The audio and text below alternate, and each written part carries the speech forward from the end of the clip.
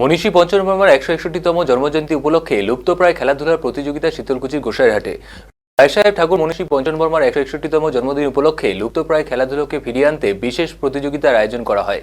ব্যবস্থাপনায় গোসাইরহাট পঞ্চন প্রেমিক নাগরিকবৃন্দ। এদিন প্রথমে মনীষী ঠাকুর পঞ্চবর্মার মূর্তিতে মাল্যদান ও পুষ্পার্ঘ্য অর্ঘ্য নিবেদনের মধ্যে দিয়ে অনুষ্ঠানের শুভ সূচনা হয়। এরপর শুরু হয় বিভিন্ন ঐতিহ্যবাহী খেলাধুলার প্রতিযোগিতা। বিশেষ করে মহিলাদের অংশগ্রহণে ঝাপটি, গোল্লাছুট, দাঁড়িয়াবান্ধা, চকরচল, আর্ট প্রতিযোগিতা সহ মোট 8টি ইভেন্ট অনুষ্ঠিত হয়। গোসাইরহাট উচ্চ বিদ্যালয় প্রাঙ্গণে আয়োজিত হয় এই অনুষ্ঠান। এই অনুষ্ঠানে দর্শক অভিভাবকদের ভিড় ছিল চোখে পড়ার মতো। কমিটির পক্ষ থেকে জানানো হয়, এই ধরনের লুপ্তপ্রায় খেলাগুলি ধীরে ধীরে হারিয়ে যাচ্ছে। নতুন প্রজন্মের কাছে এই ঐতিহ্যবাহী খেলাগুলো ফিরিয়ে আনতেই উদ্যোগ নেওয়া হয়েছে। এক মহিলা প্রতিযোগী জানান, ঝাপটি খেলায় অংশ নিয়ে ছোটবেলার কথা মনে পড়ে গেল। তিনি শিশু ও তরুণ প্রজন্মকে মোবাইলের আসক্তি থেকে দূরে থেকে খেলাধুলার প্রতি যুক্ত হওয়ার আহ্বান জানান। তার মতে খেলাধুলার শরীরচর্চার পাশাপাশি মানসিক বিকাশেও গুরুত্বপূর্ণ ভূমিকা রাখে। অনুষ্ঠানে উপস্থিত ছিলেন কমিটির সম্পাদক চন্দন বর্মন, সভাপতি প্রশান্ত রায়, বিপুল বর্মন সহ অন্যান্য বিশিষ্ট ব্যক্তিরা।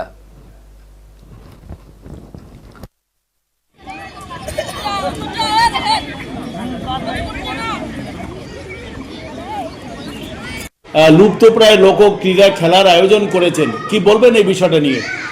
প্রথমত এই বিষয়টা নিয়ে বলতে গেলে যেটা বলতে হয়, পঞ্চানন বর্মার জন্মদিবস উপলক্ষে যেহেতু প্রোগ্রাম, আমাদের মহামানব রায়সাহেব ঠাকুর পঞ্চানন বর্মা আজকের দিনে যে ভারতবর্ষের মনীষীদের মধ্যে উনি একজন অন্যতম মনীষী হয়েছেন, মহামানব হয়েছেন, তার মূল যে কর্মধারা, সেই কর্মধারাটাই শুরু হয়েছিল লুপ্ত কোনো জিনিসকে উদ্ধার করতে গিয়ে গবেষণামূলক কাজ। সেখান থেকেই পঞ্চানন বর্মার সমাজ সেবার কাজ থেকে শুরু করে একটা উজ্জ্বলতম ভূমিকা রয়েছে। কথিত আছে, রাজবংশীদের ভগবান পরশুরাম ধ্বংস করে দিয়েছে, তারপর রাজবংশী থাকতে পারে না, এরকম একটা যখন বিতর্ক সমাজে চলছিল,